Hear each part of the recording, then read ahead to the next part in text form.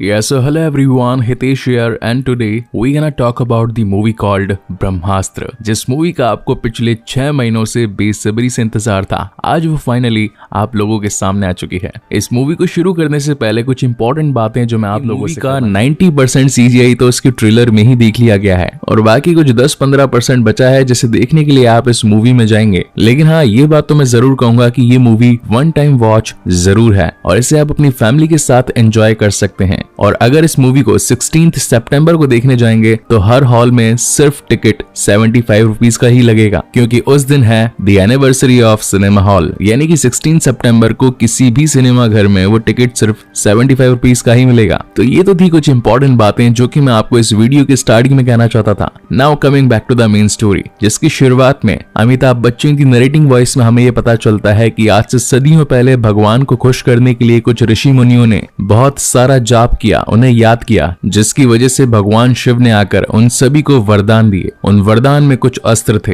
किसी को वानर अस्त्र मिला, किसी को नंदी अस्त्र मिला, किसी को जल अस्त्र तो किसी को अग्नि अस्त्र। और अब इस पूरे ग्रुप को नाम दिया गया ब्रह्मांश, ब्रह्म का अंश यानी कि ब्रह्मांश। सदियों दर सदियां ये ग्रुप आगे बढ़ता गया और ये अस्त्र भी आगे आने वाली पीढ़ी को ट्रांसफर होते गए। मगर उन अस्त्रों में एक अस्त्र ऐसा था जो कि था ब्रह्मास्त्र, देवों का देव अस्त्र। इसमें इतनी ताकत थी कि इसकी ताकत को कोई भी काबू नहीं कर पा रहा था। इसलिए सभी ऋषि मुनियों ने अपनी पावर्स को इकट्ठा करके इस अस्त्र को एक छोटे से गोल पत्थर में डाल दिया। लेकिन इस पत्थर को पाने के लिए उनके ही ग्रुप में से एक विभीषण पैदा हो गया। अब ये कहानी मैं आपको आगे कंटिन्यू करूंगा। यहाँ से कहानी आती है प्रेजेंट टाइम में, जहाँ पर हम एक साइंटिस्ट को देख पाते हैं जिनका रोल प्ले किया है none other than Shahrukh Khan ने। इस मूवी में इस कैरेक्टर का नाम है मोहन। हम व्यूअर्स को यहाँ पर ये पता चलता है कि ब्रह्मास्त्र की शक्ति को काबू करने के लिए जिस पत्थर में उसे डाल दिया गया था, अब उस पत्थर को कोई हासिल ना कर ले, इसलिए उसे 3 भागों में डिवाइड कर दिया गया। और उन्हीं टुकड़ों में से एक टुकड़ा मोहन के पास भी था, लेकिन उसे लेने के लिए कुछ गुंडे वहां पर पहुंच जाते हैं जिनका नाम होता है जोर और रफ्तार। मोहन उस ब्रह्मास्त्र के पहले टुकड़े को छिपाने के लिए अपने खून का इस्तेमाल करता है। हमेशा उस्ताद के खून से ही ब्रह्मास्त्र का टुकड़ा अपने असली रूप में आ पाता था। तो यहाँ पर मोहन उसे एक दूरबीन में बदल देता है। अभी शिकारी उसे ढूंढने में अपना काफी वक्त लगा देते हैं, मगर वो इन्हें नहीं मिलता। और एट द एंड बारी आती है मोहन को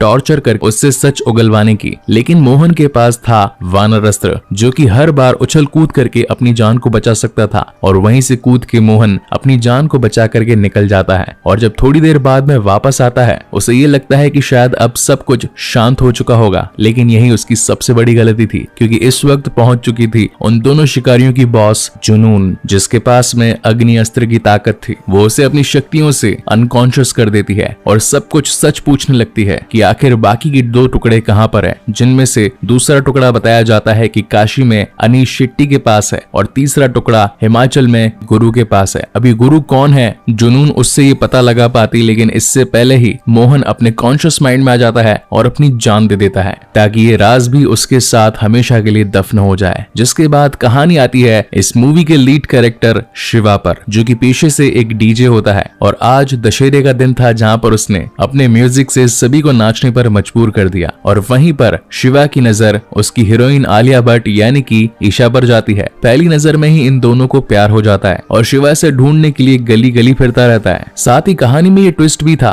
कि शिवा को जो भी इंसिडेंट्स मोहन के साथ हुए वो सब कुछ लाइव टेलीकास्ट दिख रहे थे, क्योंकि मोहन ने मरने से पहले ये कहा था कि जिस शक्ति को तुम लोग चुराने आए हो तो उस शक्ति को बचाने वाला भी पैदा होगा, और वो इस दुनिया में आ चुका है, यानी कि इनडायरेक्टली वो था शिवा। इसी तरीके से कुछ दिन निकल जाते हैं और एक बार माँ दुर्गा की पूजा होने वाली होती है। और जब शिवा वहां पहुंचता है तो उसकी मुलाकात ईशा से होती है और इन दोनों की फ्रेंडशिप और ज्यादा गहरी हो जाती है। इसी दौरान शिवा अपना पास्ट भी बताता है कि बचपन में ही मेरे माता पिता गुजर गए। जब मैं 1 साल का था तब इस घर में आग लगी थी और मेरी माँ उसी में चल बसी, लेकिन जाने से पहले वो मेरे लिए एक गिफ्ट छोड़ गई, जो कि था एक शंख। इन दोनों की ही बातें चली रही थी और तभी शिवा को विजन्स आने लगते हैं कि किस तरीके से जुनून ने मोहन को टॉर्चर किया और मोहन ने अपनी जान कुर्बान कर दी। और अब जुनून का दूसरा निशाना था अनीश शेट्टी, जो कि इस वक्त काशी में है। अनीश की जान बचाने के लिए शिवा तैयार हो जाता है, लेकिन तभी उसे ईशा कहती है कि वो भी उसके साथ चलेगी। जिसके बाद ये दोनों ही अपनी जर्नी काशी के लिए स्टार्ट कर देते हैं। और यहाँ पर इस मूवी का one of the best song भी आता है, केसरिया तेरा इश्क है पिया। वेल, मुझे तो ये सॉन्ग काफी ज्यादा पसंद आया। आप में से कितने लोगों को पसंद आया मुझे कमेंट सेक्शन में जरूर बताइएगा। Coming back to the main story, इस वक्त अनीश शेट्टी जो कि एक आर्टिस्ट होता है, जहां एक तरफ ईशा और शिवा उसे बचाने के लिए पहुंचे थे, वहीं जुनून और उसके दो शिकारी रफ्तार और जोर उसे मारने के लिए पहुंचे थे। लेकिन वक्त रहते शिवा अनीश को ये बता देता है कि आपके पीछे कुछ गुंडे पड़े हैं जो कि आपसे ब्रह्मास्त्र का एक टुकड़ा पाना चाहते हैं, इसलिए आप हमारे साथ चलिए, हम आपको सेफली पहुंचा देंगे इन लोगों की पहुंच से दूर। इसी बीच हम व्यूअर्स को ये पता चलता है कि जब उन शिकारियों ने मोहन को मारा तो उससे उसका वानर अस्त्र भी ले लिया था। और जैसा कि मैंने इस मूवी की स्टार्टिंग में ही कहा था कि बॉलीवुड अब हॉलीवुड को काफी तरीके से कॉपी करने लगी है, या फिर कहूं तो उनसे इंस्पायर होकर कुछ नया ट्राई करने की कोशिश करने लगी है। तो यहाँ पर CGI का तड़का हम व्यूअर्स को देखने के लिए मिलता है, जहां पर अनीश शेट्टी जिनके पास में नंदी अस्त्र था, वो अपनी पावर का इस्तेमाल करके जमीन में जोरदार मुक्का मार के वहां से निकल जाते हैं। और अब क्योंकि इनकी जान खतरे में थी और साथ ही वो शिकारी तीसरे टुकड़े की तलाश में थे, तो ये सभी काशी से हिमाचल जाने लगते हैं कार से। मगर तभी इन्हें पता चलता है कि जुनून और उसकी टीम इनके पीछे एक ट्रक से आ रही है। इसीलिए अनीश अपने खून का इस्तेमाल करके उस ब्रह्मास्त्र के टुकड़े को शिवा को दे देता है और कहता है कि यहाँ पर इसे संभालने की जिम्मेदारी अब तुम्हारी है, उन्हें रोकने के लिए अब मैं आगे आता हूँ। तुम दोनों जितना जल्दी हो सके गुरु के पास पहुंचो और याद रखना ये टुकड़ा उनके पास कभी नहीं लगना चाहिए। जिसके बाद आता है इस मूवी का एक और one of the best CGI scene, जहां पर हमारे अनीश शेट्टी जी नंदी अस्त्र की ताकत से उनके ट्रक को एक जोरदार टक्कर दे देते हैं और उनका ट्रक खाई में गिर पड़ता है। लेकिन उससे पहले जुनून और जोर ने अपने ऊपर कवच अस्त्र लगा लिया था, इसी वजह से उनका ट्रक गिर जाने पर भी उन्हें कोई नुकसान नहीं पहुंचता। जहां एक तरफ शिवा और ईशा अपनी BMW कार से गुरु के पास पहुंचने की कोशिश करते हैं, वहीं दूसरी तरफ वानर अस्त्रधारी रफ्तार उनके पीछे पड़ चुका था।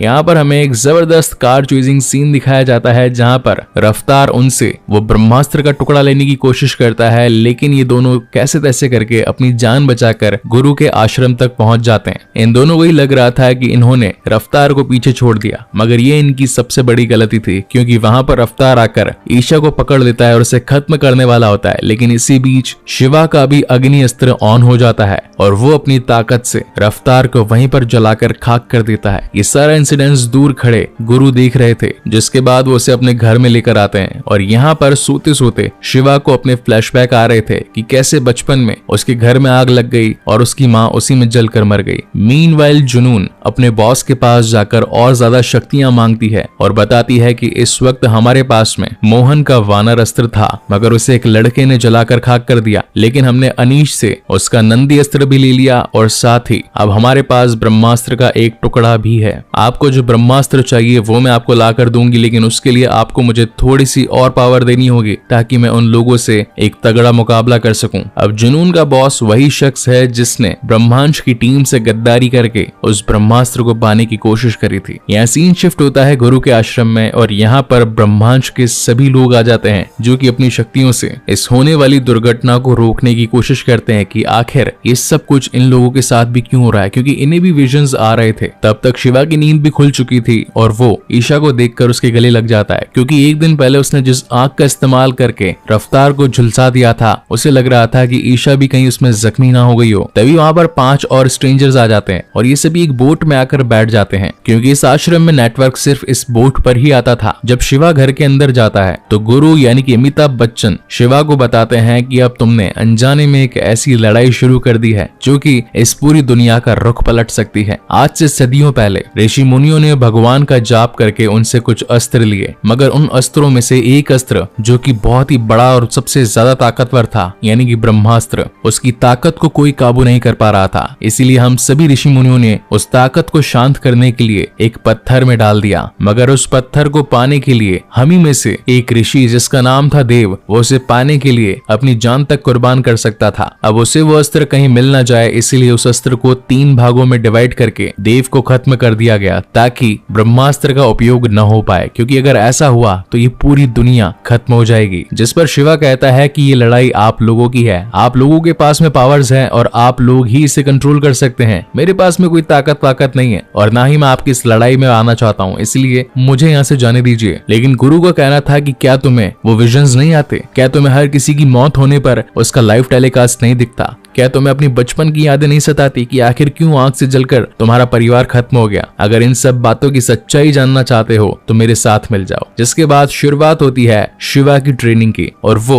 अपने 5 दोस्तों के साथ मिलकर अपनी पावर्स को जगाने की कोशिश करता है। उन 5 लोगों में किसी के पास सर्प अस्त्र था तो किसी के पास कवच अस्त्र, किसी के पास वायु अस्त्र था तो किसी के पास में धरती अस्त्र और एक के पास था हीलिंग अस्त्र। हीलिंग यानी कि घावों को भर देने वाला अस्त्र, बोले तो संजीवनी बूटी जैसा कोई। तो रात को सोते वक्त अगेन शिवा को वही विजन्स आने लगते हैं कि किस तरीके से जुनून ने अपनी शक्ति को बढ़ा लिया है और वो अब हमारे पीछे आ रही है। लेकिन तभी गुरु उसके पास आते हैं और उसे सच्चाई बताते हैं कि आखिर क्यों ये लोग तुम्हारे पीछे पड़े हैं। बेसिकली हुआ ये था कि देव, जिसके पास काफी सारे अस्त्र थे और उसकी शक्तियां भी काफी ज्यादा थी, और फाइनली वो ब्रह्मास्त्र को पाना चाहता था, लेकिन उसकी वाइफ अमृता, जिसके पास में जलस्त्र की ताकत थी, वो नहीं चाहती थी कि ब्रह्मास्त्र की ताकत एक्टिवेट हो जाए और इस पूरी दुनिया को ही खत्म कर दे। इसीलिए ब्रह्मास्त्र की लड़ाई में ये दोनों एक द्वीप पर बहुत ही खतरनाक तरीके से लड़े, और ये अमृता ही थी, यानी कि तुम्हारी माँ, जिसने अपनी ताकत से ब्रह्मास्त्र के पत्थर के 3 टुकड़े किए। लेकिन फाइनली उस द्वीप पर जहाँ ये फाइट चल रही थी, अमृता ने देव को खत्म कर दिया। अब इस सच्चाई को जानकर तो शिवा काफी ज्यादा मोटिवेट हो चुका था और अगले दिन से अपनी ट्रेनिंग को और ज्यादा सीरियस लेने लगा था। शिवा का कहना था कि ब्रह्मास्त्र के 3 टुकड़े हुए थे, एक तो उनके पास मोहन से मिल गया, दूसरा अनीश का जो था वो मैं आपके पास ले आया, क्या तीसरा टुकड़ा आपके पास है? तो गुरु बताता है कि तीसरा टुकड़ा मिला ही नहीं। जब अमृता और देव की फाइट हुई तो वो तीसरा टुकड़ा अमृता ने अपने पास ही रख लिया था और शायद ये टुकड़ा उसी के साथ ही चल बसा। मीनवाइल हम जुनून को देख पाते हैं जो कि उस गांव के काफी सारे लोगों को अग्नि अस्त्र की ताकत देकर गुरु को ढूंढने के पीछे लगा देती है। लेकिन जब उन लोगों में से एक शख्स के पास में से शिवा उसका अस्त्र पहनता है तो वह सीधा देव से कनेक्ट हो जाता है और उसे पता चलता है कि देव और कोई नहीं बल्कि उसके पिता ही थे। उनके पास में थी अग्नि अस्त्र की ताकत और यही वजह है कि शिवा आग से कभी जल नहीं पाता और आग को काबू कर लेता है। लेकिन यहाँ पर कहानी में ट्विस्ट ये था कि जब शिवा उस अग्नि अस्त्र की ताकत से देव से कनेक्ट हुआ था तो देव ने जो ताकतें जुनून को दी थी, उन्हीं ताकतों की वजह से जुनून को शिवा और साथ ही गुरु की लोकेशन का पता चल गया था। जिसके बाद रात को होती है एक जोरदार CGI वाली फाइट जहाँ पर जुनून अपनी पूरी टीम के साथ पहुंच चुकी होती है गुरु के आश्रम में। अब यहाँ पर गुरु और उसकी टीम, वहीं पर जुनून और उसकी टीम, इनके बीच में एक घमासान युद्ध होता है। हर कोई अपनी पावर्स को दिखाकर जुनून को हराने की कोशिश कर रहा था। उनकी चलती लड़ाई में ईशा भी पहुंच गई थी। अब ईशा को कहीं कुछ हो ना जाए, इसी वजह से शिवा उसके इर्द गिर्द एक अग्नि चक्र बना देता है। लेकिन तभी कहानी में एक और ट्विस्ट आता है। मौनी अपनी जलस्त्र की ताकत से बारिश कर देती है और शिवा ने जो अग्नि चक्र बनाया था उसे ध्वस्त कर देती है।